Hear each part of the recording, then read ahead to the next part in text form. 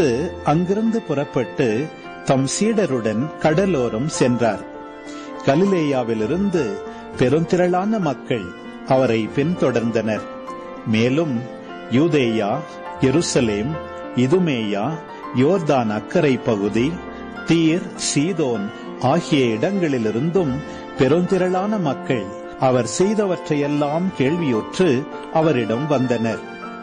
மக்கள் கூட்டம் தம்மை நெருக்கிவிடாதவாறு தமக்காக படகு ஒன்றை முன்னேற்பாடாக வைத்திருக்குமாறு அவர் சீடருக்கு சொன்னார்.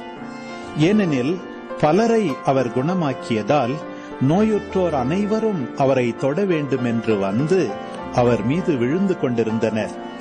தீய ஆவிகளும் அவரை கண்டபோதே அவர் முன் விழுந்து, இறைமகன் நீரே என்று கத்தின.